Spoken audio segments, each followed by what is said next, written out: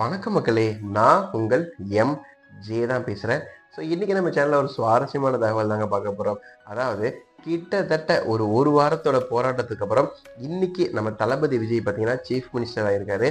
So தளபதி Vijay chief minister ஆனதை பார்த்தீங்கன்னா தமிழக மக்கள், தமிழக வெற்றி கழகத்தோட தொண்டர்கள், அதே போல் தளபதி விஜயோட ஃபேன்ஸ் எல்லாருமே பார்த்தீங்கன்னா வெடிச்சு கொண்டாடினாங்க.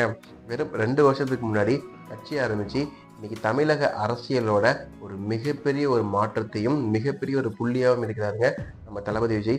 ஸோ தளபதி விஜய் பார்த்தீங்கன்னா கண்டிப்பாக சீஃப் மினிஸ்டர் ஆயிடுவான்னு சொல்லிட்டு அவர் நம்பினாலும் இல்லையோ, பட் அவரோட தொண்டர்கள் வெறித்தனமாக நம்பினாங்க.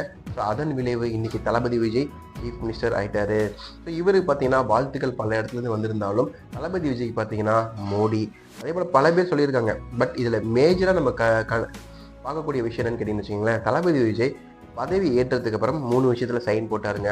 ஸோ ஒன்று பார்த்தீங்கன்னா 200 யூனிட் கரண்ட் ஃப்ரீ, 2வது பார்த்தீங்கன்னா பெண்கள் பாதுகாப்பை உறுதி செய்கிறது, 3வது பார்த்தீங்கன்னா போதை மருந்துகளை தடுக்கிறது. ஸோ அதுக்கடுத்து பார்த்தீங்கன்னா தளபதி ஒரு ஸ்பீச் கொடுத்தாரு. அதில் பார்த்தீங்கன்னா கஜானா காலியாச்சு, கிட்டத்தட்ட 10 லட்சம் கோடி கடனில் இருக்குன்னு சொல்லியிருந்தாருங்க. தளபதி விஜய்க்கு வாழ்த்து சொல்லலான்னு சொல்லிட்டு காத்துட்டு இருந்த நம்ம முன்னாள் சீஃப் மினிஸ்டர் ஸ்டாலினுக்கு பார்த்தீங்கன்னா இப்படி சொன்னது ஒரு மன உளைச்சலை ஏற்படுத்திட்டு, அதாவது வந்த முதல் நாளே, அதாவது முதல் நாள் கூட கிடையாது, ஆட்சி ஏற்றுக்கிட்ட வெறும் 5 மினிட்ஸ் 10 மினிட்ஸ்லேயே நம்மளுக்கு குறை சொல்ல ஆரம்பிச்சிட்டாருன்னு சொல்லிட்டு கடுப்பான ஸ்டாலின், அதாவது முன்னாள் முதலமைச்சர் ஸ்டாலின் பார்த்தீங்கன்னா தளபதி விஜய்க்கு வழக்கமாக ஃபோன் பண்ணியிருக்காரு, வாழ்த்துக்களை சொல்லியிருக்காரு. தம்பி, நீ ஆட்சி அமைக்க வந்திருக்க, மக்களுக்கு எப்படி நல்லது செய்யணும்னு சொல்லி மற்றபடி மற்ற கட்சிகளையும் ஆண்ட கட்சிகளையும் குறை சொல்லணும்னு நினைக்காத, அது உனக்கும் நல்லது கிடையாது, எங்களுக்கும் நல்லது கிடையாது.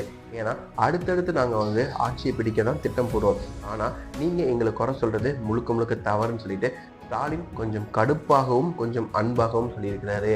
இப்படி ஸ்டாலின் சொன்னது கேட்டதுக்கு அப்புறம் தளபதி விஜய் ரைட்டு தான், மக்களுக்கு நல்லது பண்ண வந்திருக்கும், அதை ஃபோக்கஸ் பண்ணும், மற்ற கட்சிகளை ஏன் நம்ம குறை சொல்லணும்னு சொல்லிட்டு ஸ்டாலின் சொன்ன அறிவுரையை அவருக்கு தெரியாமலே நம்ம மனசுக்குள்ள தளபதி விஜய் ஏற்றிருக்கிறாரு. ஸோ எப்படி ஸ்டாலின் சொன்ன அறிவுரையை ஏற்றுக்கிட்ட தளபதி விஜய் பற்றின உங்கள் கருத்தை கமெண்ட்ல போடுங்க. இந்த லைக் பண்ண மேலே மறக்காம சப்ஸ்கிரைப் பண்ணுங்க.